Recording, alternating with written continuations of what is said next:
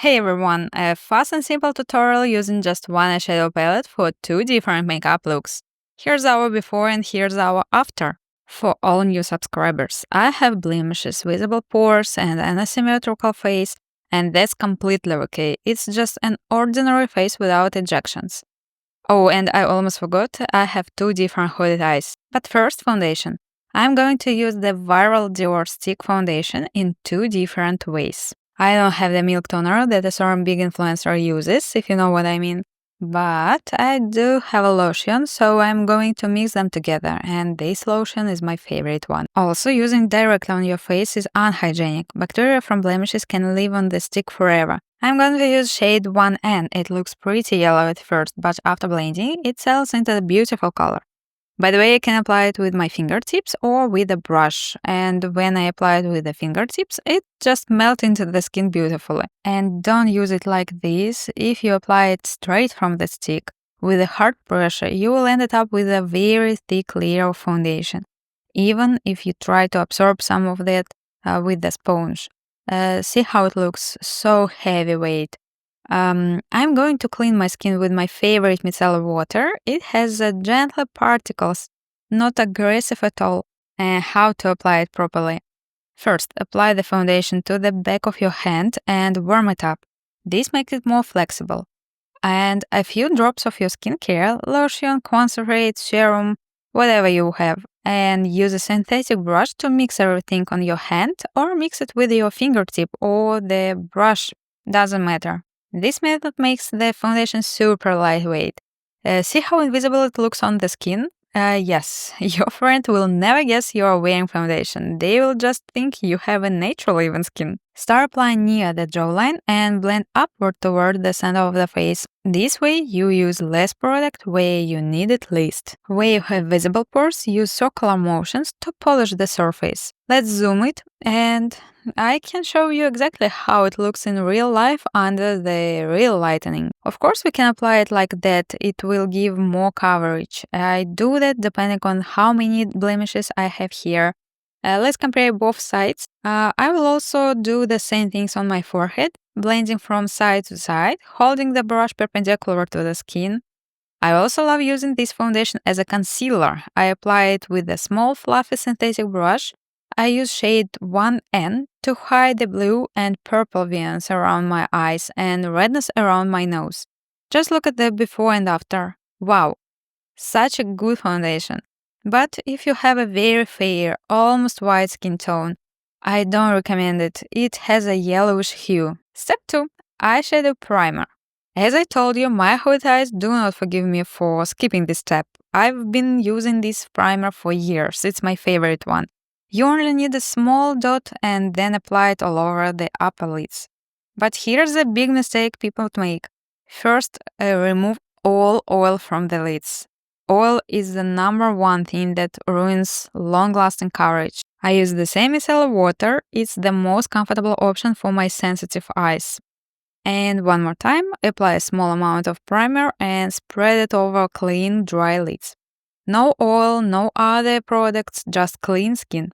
Make sure the surface is completely dried before moving on. Great, now step 3. Eyebrows. Without this step, we can't move on to the eyes.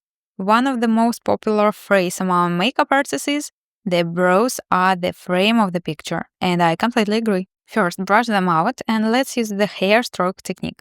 I have completely fallen in love with the brow markers. Do you remember? I've been telling you for years that I only use eyeshadow for my eyebrows. Well, times are changing. So I'm going to use this brow marker with a 3-pronged tip. Lightly touch the skin and fill in only the gaps, or apply it all over the brow for a fuller look. Just look at that, a fluffy natural brow, like a child's. And it looks so pretty and gives the face that fresh, youthful appearance. It also helps open up the eyes. If you have never tried this technique before, I get it. It's hard to control the pressure at first, but trust me, by your second attempt, you will get the hang of it. So don't be afraid to try something new. Give it a chance and be open-minded. You never know what might works for you. My favorite step for blushes. This formula is hybrid, so when you touch it, you can't really tell if it's creamy or powdery. It's somewhere in between. Such a simple concept. So first of all, apply the bright shade first. It's so easy to do with your fingertips. No brush needed. Or you can use a very small brush. I'll show you a little bit later. Second step, blend the edges. Stop at the apple of your cheeks. Don't blend it too close to the nose and to the eyes. And the last one, if you still see a hard border on the upper edges, blend it out with a pinkish highlighter. That will be your best helper. You can also use a small brush. I use the same one from step 1. The result, a natural look that isn't sticky but still has a fresh dew finish. Once it sets, it turns into a soft, velvety layer. I apply the product on the back of my hand, blending it a bit to spread it evenly. And then I add a little extra on the apple of my cheeks to make my face look slightly fuller, like in the Asian makeup technique. Love that tip. Next, I add a bit to my nose and repeat on the other side. I also apply it to the outer corners of my eyes and place small highlight spot on key areas. I love adding it to the tip of my nose and between my eyes. When applied to my cheekbones, I swipe side to side rather than dabbing. Since it's a hybrid formula, not too creamy, it won't mess up your foundation. I don't like brows that are too thick. They look strange on my face and a little bit not for my proportions. So I just brush them slightly lower than they were before. I only touch the upper line of my eyebrows without changing the overall shape or direction from my lift to a more horizontal look. And finally, step 5, eyes. Yes, eyeshadows and eyes. It's the most interesting part of this video. I'm going to use a nude palette today and will show you how to use it in 2 different ways. I've only had the mini palettes from this brand and I love them so much, but I finally decided to buy a big one. But first I would like to show you how bad eyeshadow can look on a bare skin without any preparation.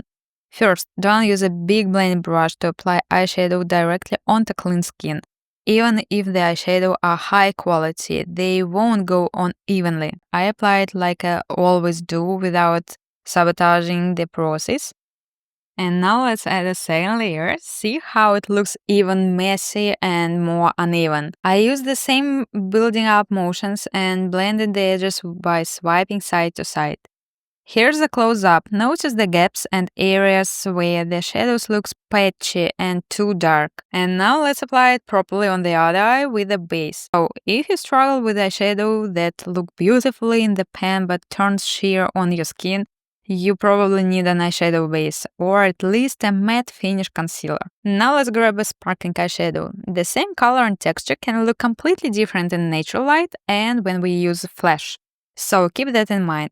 I'm using this shade to highlight the inner corner, and then I'll grab a lighter color with a warm peach undertone to create a seamless transition between the darkest shade and my skin. Please use the matte texture. First of all, don't stress about uneven blending. That's totally fine at this stage. To soften the dark shade, we must blend it with a mid-tone matte eyeshadow. Swipe side to side. Only along the edges of the dark shade. Don't blend it too high or too low and hold your brush perpendicular to the skin. Next, choose a metallic, not sparkling shadow. Look at how it appears with a flash and natural light again. So different, right? Apply it along the low lash line for extra depth and then clean up underneath the eye using the same foundation stick as a concealer. And final step, brightening and smoothing. First of all, apply a matte light shade with a flat brush to set and brighten the area between your blending and the tip of the eyebrow. Next step, go back to your small blending brush and lightly blend again with a peach eyeshadow to smooth everything out. And the last one, but very important, make sure there are no harsh lines. Keep blending with the same light pressure. Okay, let's move on. First, remove the eyeshadow from the wrong side demonstration use micellar water. Then apply an eyeshadow base, primer or concealer all over the lids. Blend it up to the eyebrows. Here's I'm going to use a light champagne sparkle and apply it all over the lids. And then add a bit of a same peach shade or even your blush into the crease.